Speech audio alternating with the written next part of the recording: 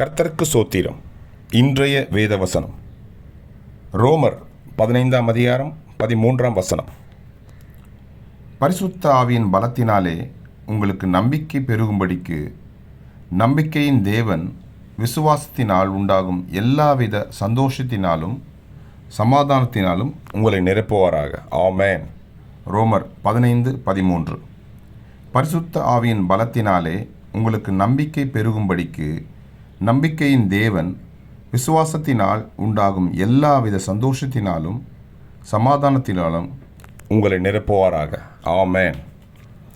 கர்த்தர் உங்களை ஆசீர்வதிப்பாராக. உங்களோடு கூட இருப்பாராக. ஆமென்.